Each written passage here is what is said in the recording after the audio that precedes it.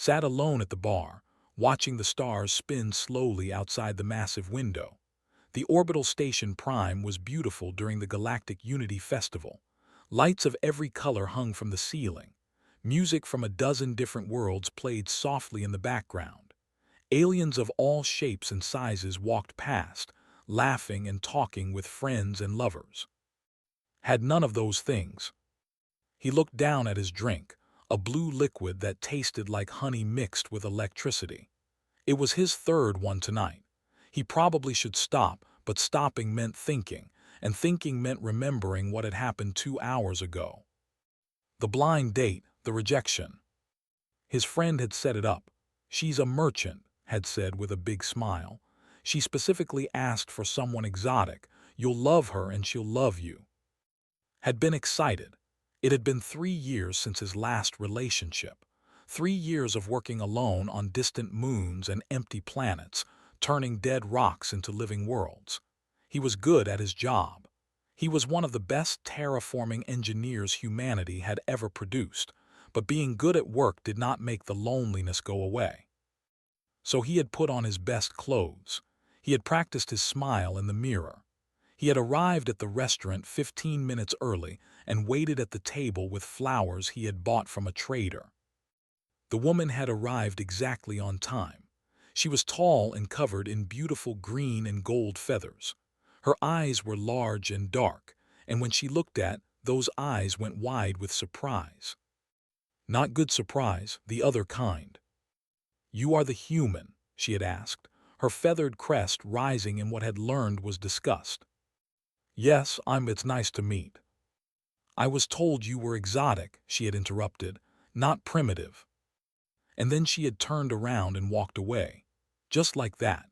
No goodbye, no apology, just the sight of her feathered back disappearing into the crowd while sat there holding flowers that suddenly felt very heavy. That had been 2 hours ago. Now was here at this bar, trying to drink enough to forget the look on her face. The look that said he was less than nothing. The look that said humans were not worth her time. It was not the first time he had seen that look. Humans had only been part of galactic society for 60 years. That was nothing to species that had traveled between stars for thousands of years. To them, humans were new. Humans were strange. Humans were dangerous in ways that made other species nervous. Too aggressive, the diplomatic reports said about humanity. Too emotional, the cultural studies claimed. Too short-lived, the elder races whispered. Why bond with a creature that dies in less than a century? Understood all of this. He had read the reports. He had studied the cultural differences.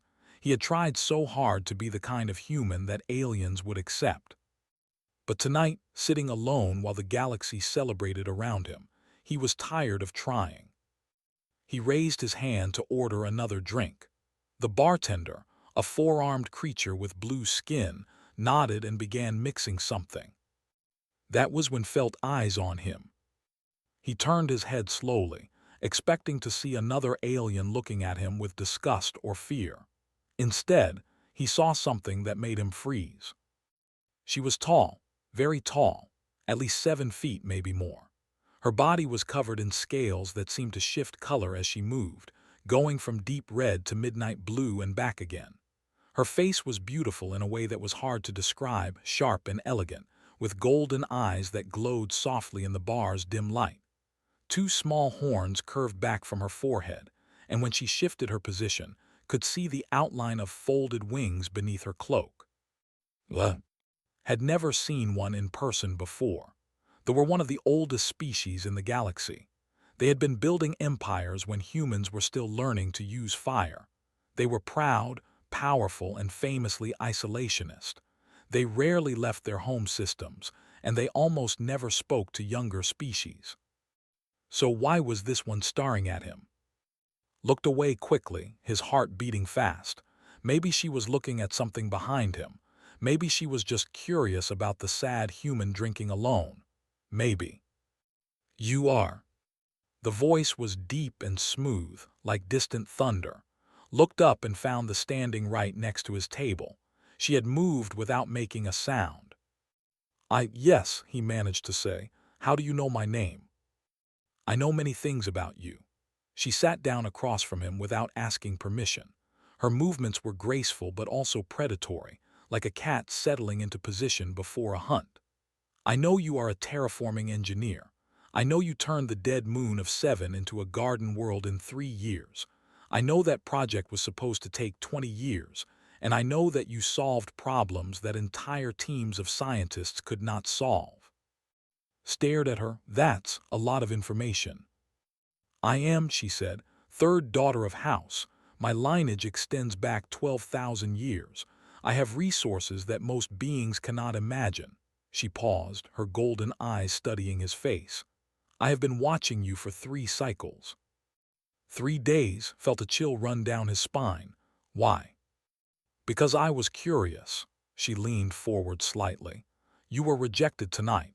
That female looked at you like you were something she had stepped in, and yet you did not become angry. You did not make a scene. You simply came here and began drinking quietly. Shrugged, what else was I supposed to do? Most males would have challenged her to combat for such an insult, tilted her head. But you are not, you are human, and humans, I have learned, are far more interesting than combat. She reached across the table and picked up his drink. She sniffed it once, then set it back down. I have a question for you, she said, and I want you to consider it carefully before you answer. Swallowed, okay. His golden eyes locked onto his. The noise of the bar seemed to fade away. The music, the laughter, the movement of aliens all around them, it all became distant and unimportant. I require a husband, said. Will you accept? Stared at her for a long moment. Then he looked down at his drink. Then he looked back at her. I'm sorry, he said. Did you just propose to me? Yes. We met 30 seconds ago. 47 seconds, she corrected. But time is not important. Worth is important. And you have worth that others are too blind to see. Opened his mouth, closed it, opened it again. I think, he said slowly, I'm going to need a much stronger drink. Did not get a stronger drink. Instead, he got an explanation. Sat across from him, perfectly still, while he tried to process what she had just said. Marry her, a noble, a member of one of the oldest and proudest species in the galaxy. This is a joke, said. It has to be a joke. Do not joke about bonding, replied. Her golden eyes did not blink. The bond between mates is sacred to my people. It is not something we take lightly. Then why me? Spread his hands. I'm nobody. I'm just an engineer, and more importantly, I'm human. Your people have been around for thousands of years. We've been in space for barely a century. We're like bobbies to you. Made a sound that might have been a laugh. It was low and rumbling, like stones rolling down a mountain. Bobbies do not terraform moons in 3 years. Bobbies do not solve equations that confuse the Grand Academy. Bobbies do not cross the void between stars and ships held together by determination and metal. She leaned forward and could feel the heat coming off her scales. Ran hot, he remembered. Their home world was volcanic. Your species frightens the galaxy, she said. Not because you are strong, they are strong. Not because you are fast, they are fast. Not because you are ancient, we are ancient. She paused. You frighten them because you do not know when to stop. Was quiet for a moment. I don't understand. Let me tell you a story. Settled back in her chair. When my people first achieved space travel, it took us 2,000 years. We moved carefully. We studied every problem from every angle. We made sure we were ready before we took each step. That sounds smart. It was safe, she corrected. When they achieved space travel, it took them 3,000 years. When they did it, 4,000. Every species in the galaxy followed the same pattern. Slow, careful, measured. Her eyes narrowed, and then there were humans. Shifted in a seat. We did it in about 200 years, maybe less if you count. 63 years, cut him off. From the first powered flight to landing on your moon, 63 years, That is not a rounding error, that is insanity. When we heard this, the council did not believe it. They thought the reports were wrong. They sent observers to confirm. And the observers confirmed it. They also reported that humans had already begun exploring beyond their moon. They reported that humans were making plans to reach other planets. They reported that humans looked at the stars with hunger in their eyes. Shook her head slowly. Hunger, that is the word the observers used. Not curiosity, not wonder, hunger. Thought about this. He had never considered humanity's progress from the outside. To him, it was just normal. Of course humans wanted to reach the stars. Of course they worked as fast as they could. What else would they do? So we scare people, he said. That's why the woman ran away. That's why everyone looks at us like we might explode. Yes, nodded. The galaxy sees humans and thinks, what happens when these creatures turn their hunger toward us? What happens when they decide they want our worlds, our resources, our power? She tilted her head. They do not see what I see. What do you see? I see a species that refuses to accept limits. I see a species that looks at impossible problems and says, not impossible, just difficult. I see a species that has survived ice ages, plagues, wars, and their own stupidity and still keeps moving forward. Her voice dropped lower. I see worth, real worth, and I am tired of watching my own people refuse to see it. Rubbed his face with both hands. This was too much. This was all too much. An hour ago he was being rejected by a bird woman, and now a dragon princess was telling him humanity was terrifying in a good way. Okay, he said slowly.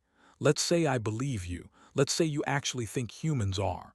Whatever you just said, why marriage, why not just, I don't know, hire me as a consultant or something. His expression shifted. For the first time, saw something that looked almost like embarrassment cross her face. Society is built on bonds, she said. Political bonds, family bonds, mating bonds. Without a bonded partner, I cannot hold certain positions. I cannot attend certain ceremonies. I cannot fully represent my house in the Council of Flames. So you need a husband for political reasons. Yes, she was honest about it, which appreciated. My family has pressured me for decades to choose a mate from an acceptable species, the others that the council approves of. Her lip curled slightly, showing teeth that were very sharp. I find them all insufferable, boring, predictable. They look at problems and see walls. They look at challenges and see defeat. And humans don't. Humans look at walls and think about ladders. Humans look at defeat and think about how to win next time. Her golden eyes locked onto his. You sat in that bar tonight after being humiliated and you did not break. You did not rage. You simply adapted. You accepted the pain and kept going. She leaned forward again. That is what I want in a partner, someone who does not break. Was quiet for a long time. The bar continued to buzz around them, but it felt like they were in their own bubble, separate from the rest of the universe. What would this mean, he finally asked. If I said yes, what would happen? You would come to Iran, my home world. You would face the bonding trials, the traditional tests that prove a mate's worth. If you pass, we would be bonded in the eyes of law. You would become part of house. And if I fail? Hesitated. The trials are designed for, they test strength, endurance, and flame resistance. For you. For me, they would probably kill me. Yes, she did not lie. They would probably kill you. My rivals would make sure of it. My own family might not object. Laughed. It was not a happy laugh. So let me get this straight. You want me to marry you, travel to a planet full of dragon people who think humans are dangerous primitive creatures, and then face a series of deadly tests designed for beings twice my size who can breathe fire. That is correct. And if I survive all that, then you would be my husband, my partner, my equal in all things. Her voice softened. And you would never be looked at like you were nothing ever again. Stared at her. He thought about his lonely apartment on the station. He thought about 3 years of empty nights and silent mornings. He thought about the woman's look of disgust. He thought about every time someone had looked at him and seen only his species, never him. Then he thought about what it said. Humans do not know when to stop. You know, he said slowly, my grandmother used to say something. She said that the only failure in life is refusing to try. Watched him waiting. My grandfather crossed an ocean in a boat made of wood because someone told him there was nothing on the other side. Smiled. It was a small smile, but it was real. I think maybe being too scared to try new things isn't really in my blood. Is that a yes? Picked up his drink and finished it in one long swallow. Then he set the glass down and looked directly into his golden eyes. That's a yes. Smiled. It was the first time he'd seen her smile. It was beautiful and terrifying at the same time, like a sunrise over a battlefield. Then we leave tomorrow, she said. I hope you are ready, because my world will do everything it can to break you. Nodded. Good. I've been feeling a little too comfortable lately. Oran was a world made of fire and stone. Stood on the landing platform and tried not to show how terrified he was. The sky above him was orange and red, filled with smoke from 100 distant volcanoes. The ground beneath his feet was black obsidian, polished smooth by centuries of feet. Towers of dark rock rose all around him, carved with symbols and shapes that were older than human civilization. And everywhere there were dragons. They did not look exactly like the dragons from human stories. They were taller, more elegant, with scales that came in every color could imagine. Some had wings that stretched wide enough to block out the sun. Others had horns that curved in complicated patterns. All of them had golden eyes that followed as he walked beside toward the great fortress of house. They are staring at me, said quietly. They have never seen a human before, replied. You are the first of your kind to ever set foot on Oran. Great, no pressure then. The fortress was enormous. It rose from the obsidian plains like a mountain, its walls carved with images of ancient battles and legendary heroes. At the main gate, a group waited. In the center stood a female who was even taller than, with scales of pure silver and eyes that burned like twin suns. Mother said, bowing her head slightly. Daughter, the silver did not bow. Her gaze moved too, and he felt like an insect under a microscope. This is the human. This is my chosen. The silence that followed was heavy enough to crush stone. Forced himself to stand straight and meet the matriarch's eyes. He was terrified, but he remembered what it said. Humans do not break. He is small, the matriarch finally said. Yes, agreed before anyone else could speak. But I am also here, which is more than most would dare. The matriarch's eyes narrowed. For a moment, thought she might burn him alive right there. Instead, she made a sound that might have been a laugh. Bold words for a creature that dies in a century. She turned and walked into the fortress. The trials begin at dawn. If he survives them, we will speak again. The trials, quickly learned, were designed to kill him. The first trial was the trial of strength. Was given a massive boulder and told to carry it up a mountain. The who went before him lifted the boulder easily and ran up the slope in minutes. Could not even move the boulder. He tried for an hour while the watching laughed and mocked him. Finally, he failed. He had never felt so humiliated in his life. The second trial was the trial of flame. Participants had to walk through a corridor filled with fire. They walked through without even slowing down, their scales protecting them from the heat. Made it 3 steps before his clothes began to smoke. He had to retreat. More laughter, more mockery. The third trial was the trial of sky. Participants had to race through a canyon filled with wind currents and sharp rocks. They flew through easily, their wings carrying them with grace and speed. Had no wings. By the end of the third day, had failed 3 trials. They were openly calling for to abandon him. Her rivals smelled blood. Even members of her own house were beginning to question her judgment. That night found in his chamber, surrounded by pieces of metal and cloth. "What are you doing?" she asked. Adapting, did not look up from his work.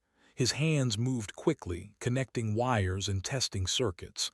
"I cannot be stronger than I cannot resist fire like I cannot fly like so I need to find another way."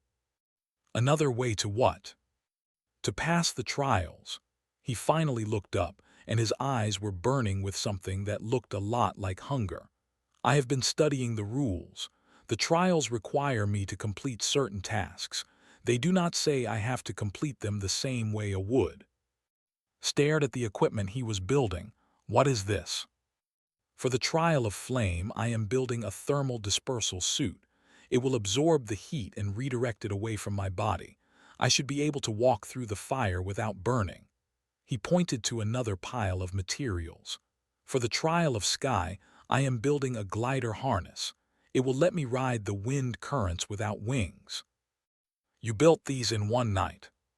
"Humans are good at building things," smiled. It was not a nice smile. "We are especially good at building things when people tell us we cannot do something." The next morning stepped into the trial of flame wearing his thermal suit. The watching expected him to burn. Instead, he walked through the fire as calmly as any dragon. The heat hit his suit and vanished, channeled away through vents and cooling systems. When he emerged on the other side, unburned and unbroken, the laughter stopped. For the trial of sky, strapped on his glider harness and jumped into the canyon. He could not fly, but he could glide. He could read the wind currents and use them to carry him forward. He twisted and turned through the sharp rocks, moving in ways that no expected. He was slower than the dragons, but he finished. The elders were outraged. "He cheats," they roared. "This is not how the trials are meant to be done." Stood before them, her head held high. "Show me the rule that says he cannot use tools. Show me the law that says he must fight the same way we do." No one could show her such a rule, because it did not exist. "He survives," said, her voice ringing through the great hall. "That is what humans do. That is what they have always done, and that is why I chose him." But there was still one trial left, the trial of combat. Would have to fight the strongest warrior to ever seek's hand. Was massive, even for a. His scales were black as night, and his claws had killed dozens of enemies. There was no tool that could help win this fight. There was no clever invention that could make him stronger or faster than. When they faced each other in the combat arena, laughed. "Finally," he said, "no more hiding behind machines. Now we see what you really are, human." "Yes," agreed, "now we do." The fight began. It was not a fair fight. Was too fast, too strong, too deadly. His claws opened cuts on his arms and chest. His tail swept off his feet. His flames forced to dodge and roll and run. Could not win, everyone knew it. But he did not stop. Every time knocked him down, he got up. Every time cut him, he kept fighting. Every time thought the battle was over, proved him wrong. 1 hour passed, then 2. The arena fell silent. No one had ever seen anything like this. Was exhausted from trying to break this impossible creature. His flames came slower. His strikes lost their precision. And still kept getting up. Finally, blood dripping from a dozen wounds, looked at with eyes that still burned with life. "My ancestors crossed oceans in wooden boats," he said. "They climbed mountains without oxygen. They walked on our moon with technology weaker than a child's toy. You want to know what humans are?" He raised his fists again. "We are the species too stubborn to stay dead." Stared at him for a long moment. Then, for the first time in his life, he lowered his claws. "I yield," said. The words seemed to cost him everything. "I yield to this, human." The silence that followed was absolute. Then, somewhere in the crowd, someone began to stomp their foot against the stone floor. Then another. Then another. They were applauding. Smiled through the blood on his face. Then he collapsed. He had passed the trials, spent 3 days in the healing chambers of House. The healers were the best in the galaxy, and their medicine worked fast. Burns closed, cuts healed, bones that had cracked under blows mended themselves.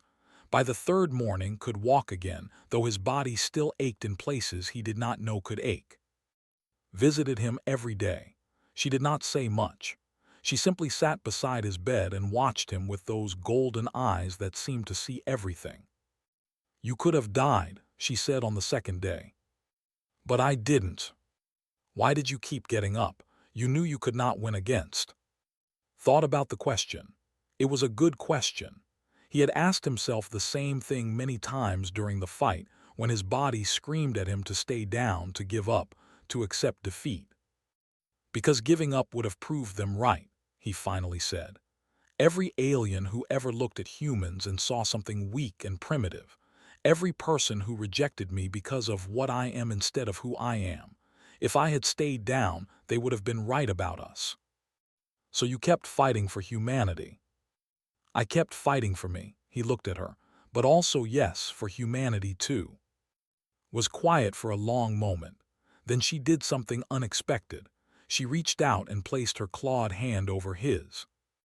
"You have proven yourself to my house," she said. "The bonding ceremony will take place in 1 week. After that, you will officially be part of House, my husband, my partner." Smiled. "I hope your family likes me more than they did before." "Some of them do. My mother has stopped calling you the creature." Paused. "But there are others who will never accept this. Others who see humans as a threat that must be stopped." "Your rivals." "More than rivals." Her voice dropped lower. "There are whispers, dangerous whispers. I have heard rumors of a faction within society that wants to do more than just oppose our bonding. They want to stop humanity entirely." Sat up in his bed, ignoring the pain in his muscles. "What do you mean, stop humanity?" His expression was dark. "I do not know yet, but I intend to find out." Over the next few days, and worked together to uncover the truth. Used her connections within the noble houses. Used his engineering skills to build listening devices and communication interceptors. Together, they began to piece together a picture that was far more frightening than either of them had expected. The conspiracy was led by a lord named. He was old, even by standards, and he had spent centuries watching the younger species grow and spread across the galaxy. He had watched the humans rise from nothing to become a presence that could not be ignored. And he had decided that they needed to be stopped before they became too powerful. Had been quietly building a coalition. He had allies among the and a dozen other species. Together, they had been creating false reports about human aggression. They had been manufacturing diplomatic incidents to make humanity look dangerous. They had been laying the groundwork for a proposal to the Galactic Council, declare humans a dangerous emergent species, and contain them before they could spread any further. But that was not the worst part. The worst part was what they planned to do at the bonding ceremony. "They are going to kill the human ambassador," said, her voice cold with fury. "They have hired an assassin. The attack will happen during our ceremony, in front of representatives from 30 species." Felt ice in his stomach. If a human ambassador is killed at a ceremony, it will look like we did it, or like humanity's enemies among the did it to start a war. Claws scraped against the stone table. "Either way, it will be the excuse needs. The galaxy will turn against your people. Humanity will be isolated, contained, maybe even destroyed." Stood up and began to pace. His mind was racing, going through options and possibilities faster than he could speak them aloud. This was what he was good at. Not fighting, not being strong, solving problems that seemed impossible. "We cannot go to the authorities," he said. "Has allies everywhere. If we try to expose him through normal channels, he will find out before we can do anything." "What do you suggest?" Stop packing. A small smile crossed his face. "I suggest we do what humans do best. We adapt. We improvise, and we hit him from a direction he is not expecting. Over the next 3 days, worked without sleep. He built new devices, wrote new programs, and tested new systems, gathered intelligence, identified key players in the conspiracy, and mapped out their communication networks. On the night before the bonding ceremony, they were ready. Had created something he called a truth bomb. It was not a real bomb. It was a program that would infiltrate the conspirators' communication systems and broadcast everything to the entire galaxy. Every message, every plan, every secret meeting and hidden deal. The trick was getting the program into their network. "I have to do it myself," said. "The system requires physical access. Someone has to plug in a device and give the program a pathway. It's too dangerous if they catch you. Then you will continue without me." Took her hands in his. "This is not just about us anymore. This is about humanity's future. If succeeds, my entire species will suffer. I cannot let that happen." Looked at him for a long moment. Then she leaned forward and pressed her forehead against his, a gesture of deep respect among her people. "You are truly worthy," she said. "I knew it when I first saw you sitting alone in that bar. I know it even more now." That night slipped into his fortress. It was the most terrifying thing he had ever done. The fortress was full of guards, sensors, and traps designed to catch intruders. Had to use every trick he knew, every piece of technology he had built, and every bit of luck he had left. Twice he almost got caught. Once he had to hide in a ventilation shaft for an hour while guards searched the corridor below. Another time he had to disable an alarm system with seconds to spare. But he made it. He found the central communication hub, plugged in his device, and activated the truth bomb. And then every screen in the galaxy lit up with the conspirators' secrets. The Galactic Council saw it first, then the news networks, then ordinary citizens on 1,000 worlds. Everyone saw the messages where planned the assassination. Everyone saw the fake reports about human aggression. Everyone saw the truth. By morning was ruined. His allies abandoned him. His coalition fell apart. The Galactic Council opened an investigation that would eventually lead to his complete disgrace. But himself escaped. In the chaos following the broadcast, he disappeared from his fortress and fled into the darkness between stars.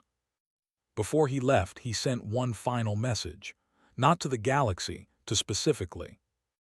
"This is not over, human. Your species has made an enemy today, and I will make you pay for what you have done, both of you." Read the message and deleted it. Then he went to find. They had won this battle, but the war, he knew, was far from over. The bonding ceremony was tomorrow, and now the entire galaxy would be watching. The Grand Flame Hall of House had never seen so many visitors. Stood at the entrance and looked out at the massive chamber. It was carved from a single piece of volcanic glass, its walls decorated with fire that burned without fuel, without end. Thousands of filled the lower levels, their scales glittering in the firelight. Above them, in special observation platforms, sat ambassadors from 30 different species. They had all come to see something that had never happened before: a human joining a noble house, a human becoming an equal partner to one of the oldest bloodlines in the galaxy. They had also come because of what had done.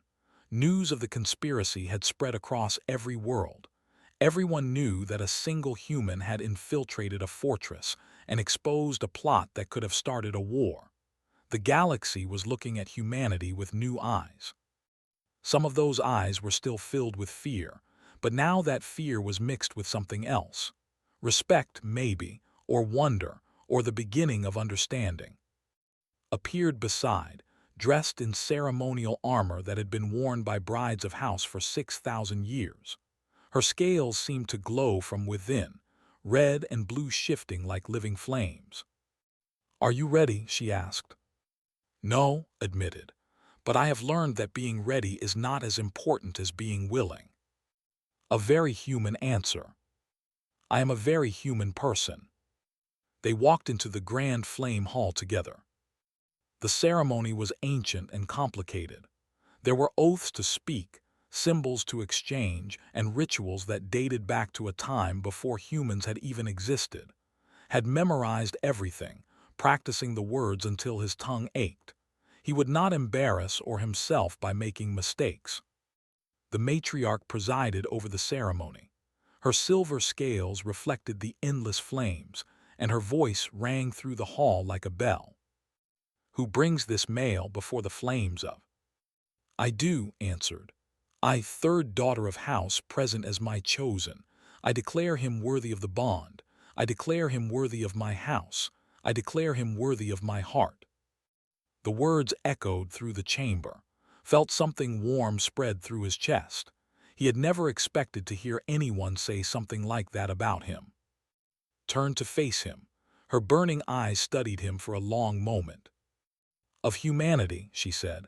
"You have passed the trials. You have proven your worth through action, not just words. Do you accept the bond of house? Do you accept the duties and responsibilities that come with this sacred union?" "I do," said. His voice was steady. "I accept the bond. I accept the duties. I accept as my partner, my equal, and my—" "Stop!" The voice cut through the ceremony like a blade. Every head turned toward the entrance of the grand flame hall. Stood there. He looked terrible.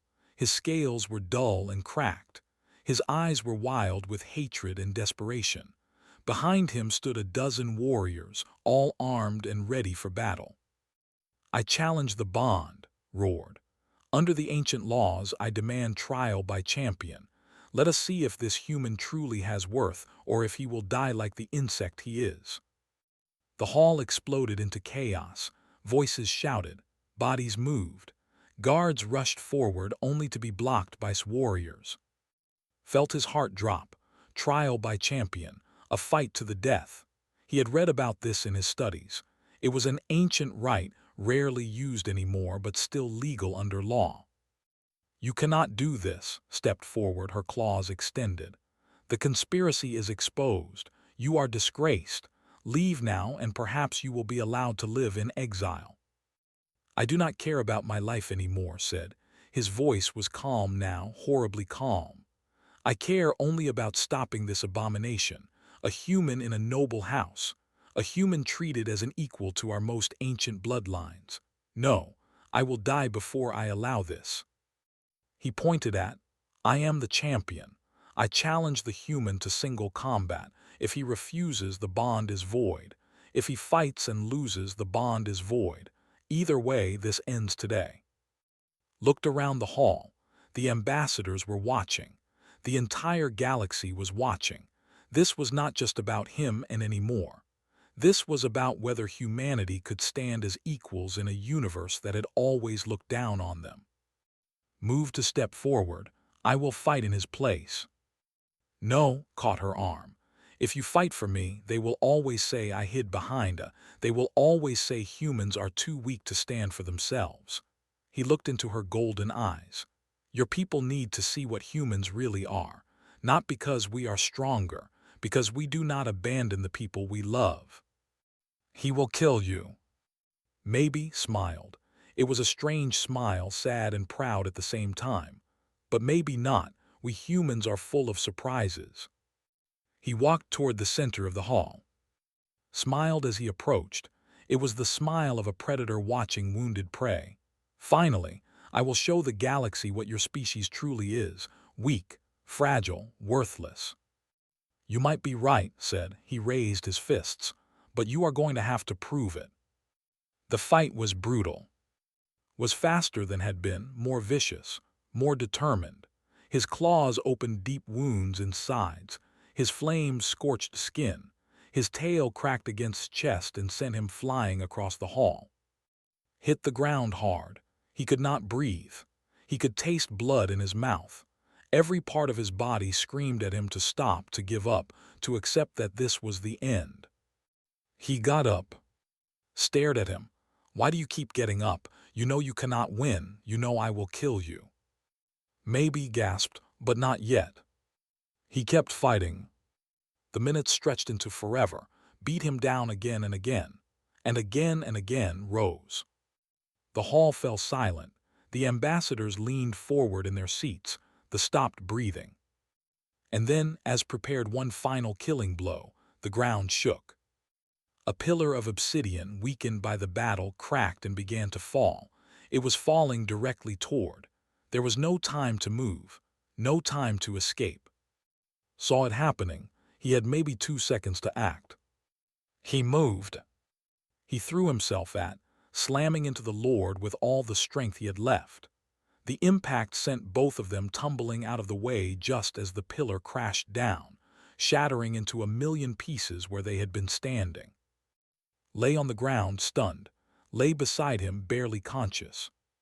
"You," whispered, "you saved me. Why? I was trying to kill you." Looked at him. Blood was dripping into his eyes, everything hurt. He wanted to sleep forever. "Because killing you proves I am dangerous," he said.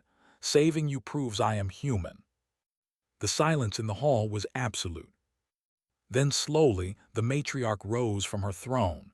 She walked down the steps until she stood over and she looked at the shattered pillar. She looked at its broken body. She looked at the human who had risked everything to save his enemy. "He is worthy," she said. Her voice carried through the entire hall. "In 10,000 years of history, I have never seen a greater act of courage. Is worthy of house, is worthy of my daughter, is worthy." The hall erupted. Were stamping their feet, the sound like thunder.